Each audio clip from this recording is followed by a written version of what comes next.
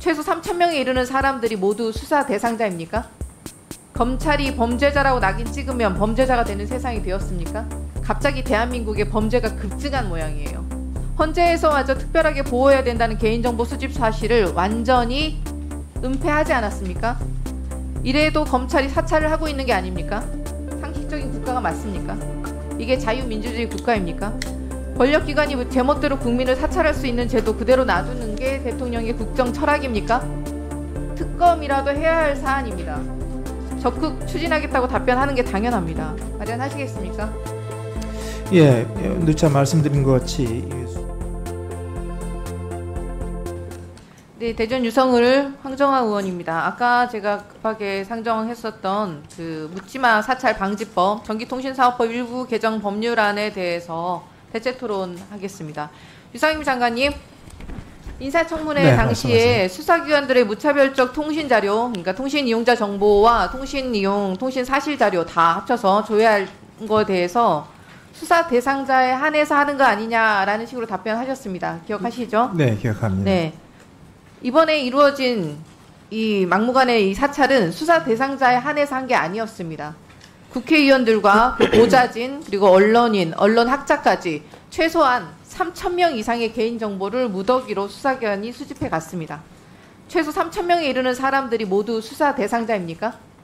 검찰이 범죄자라고 낙인 찍으면 범죄자가 되는 세상이 되었습니까? 지금 말씀하신 그 3,000명 이상이라는 거에 대해서 제가 정확히 알지를 못하고 있고요. 여기서만 계속 듣고 있습니다. 저희가 저희 의원실에서 이미 통신사업자들한테 자료를 받았습니다. 그래서 지난해 검찰의 통신자료 조회만 전화번호 기준으로 161만 2천 건이 되었고 검경, 국정원, 공수처 등 수사기관이 들여다본 통신자료가 515만 건에 달합니다. 수사기관의 통신자료 조회 건수가 아까 문재인 정부 시절에 더 늘어났다고 하셨는데 아니고요. 윤석열 정부 들어서 훨씬 더 급증하고 있습니다. 2023년 514만 8,570건으로 2022년 대비 여기 PPT 자료 화면 보시죠. 30만 9천 건이 급증했고 윤석열 정권 들어서 검찰이 통신자료 수집을 급속도로 확대하고 있습니다.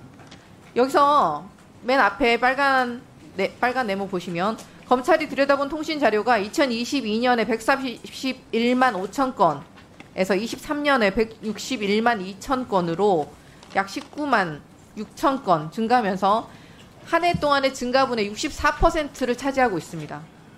장관님, 네. 2022년에 시행된 검경 수사권 조정법 알고 계십니까? 거기에 대해서는 잘 모르고 있습니다. 검경 수사권 조정법에 따라서 검찰의 수사권이 부패, 경제 등의 범죄로 한정된 상황에서만 통신자료의 조회 굉장히 급증하고 있습니다. 수사 범위는 줄었는데 통신자료 조회는 급증하고 있어요. 정말 이례적이지 않습니까? 갑자기 대한민국의 범죄가 급증한 모양이에요. 게다가 검찰이 윤석열 정권의 비판적인 사람들에 대해서 묻지마 사찰을 자행했다는 점을 증빙하는 증거가 속속 나오고 있습니다. PPT 자료 보시죠. 검찰이 통신자료 수집했다고 대상자들에게 일일이 문자로 통보한 내용입니다. 여기에 주민등록번호, 여기 보이시나요? 주민등록 주소 번호 조회했다고 써있지 않죠? 가입 정보에 오로지 성명과 전화번호를 조회했다라고 써있습니다.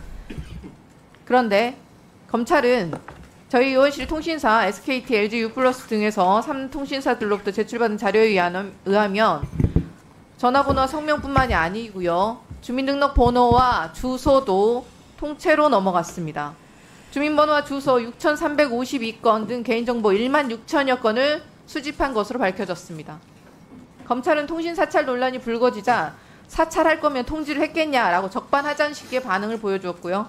반대로 말하면 이게 사찰하기 위해서 주민등록번호와 주소를 수집했다는 사실을 통지 일부러 안 한 거 아닙니까? 묻지마 사찰을 은폐하기 위해서 법까지 어겨가며 수집 사실을 숨긴 거 아닙니까? 어떻게 생각하십니까? 글쎄요, 제가 그 진위 여부에 대해서 확답하기 어려운 부분이고요. 방금 보여주신 2022년, 23년에 그 통신 이용자 정보 제공 현황이 제가 가진 것하고는 상당히 다른데 추후에 다시 질문 드리겠습니다. 여기 전기통신사업법의 통신이용자 정보 수사기관 제공이 왜 헌법에 불합치 받았었는지 아십니까? 아까 언급 나왔었는데 주소 등은 유출 남용 시 상당한 보호가 필요한 정보이다. 주민등록번호도 특별한 보호가 필요하다. 그러나 정보 주체인 이용자에 대해 아무런 통지 절차를 두지 않아 이용자는 이를 알지 못한 채 자신의 개인정보에 대한 통제 기회를 전혀 가질 수 없도록 하고 있다. 그렇기에 헌법에 불합치하다. 이에 따라서 국회는 전기통신사업법을 개정해서 수사기관이 통신자료를 제공받으면 대상자에게 그 내용까지 통보하도록 했습니다. 그런데 지금 검찰은 그렇게 하지 않았습니다. 헌재에서마저 특별하게 보호해야 된다는 개인정보 수집 사실을 완전히 은폐하지 않았습니까? 이래도 검찰이 사찰을 하고 있는 게 아닙니까? 지금 헌법재판소의 결정도 완전히 무시하고 위헌적, 불법적으로 정권을 비판하는 사람들을 입틀막하기 위해 묻지마 사찰을 자행하는 이성을 잃고 완전히 막 나가는 행태입니다. 정권의 비판적인 사람들은 무차별적으로 주민등록번호 주소까지 털려가면서 묻지마 사찰을 당하고 있습니다.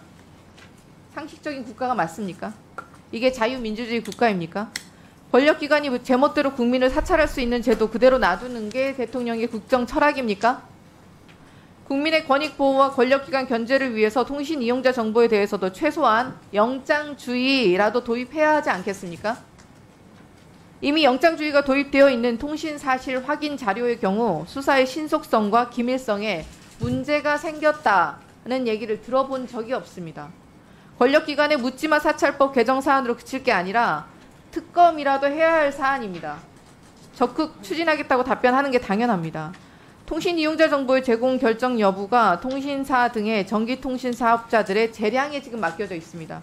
이러니까 무분별한 묻지마 사찰이 이루어지고 있는 겁니다. 법 개정 이전에라도 묻지마 사찰을 방지하기 위해서 과기부 차원에서 규칙 혹은 권고 규정을 마련하셔야 할 것 같습니다. 마련하시겠습니까? 예, 누차 말씀드린 것 같이 수사기관과 관련된 내용은 저희 과기정통부가 답변하기가 좀 어렵습니다. 그렇지만 국회 차원에서 충분한 논의와 사회적 공론화를 통해서 그런 문제가 있다면 결정할 필요가 있다 이렇게 저는 생각합니다. 문제점은 제가 이미 말씀을 드렸고요. 그에 관련해서 시행부처인 과기부 차원의 적당한 규칙이나 권고 규정을 마련하실 것을 제가 제안 드리는 바입니다.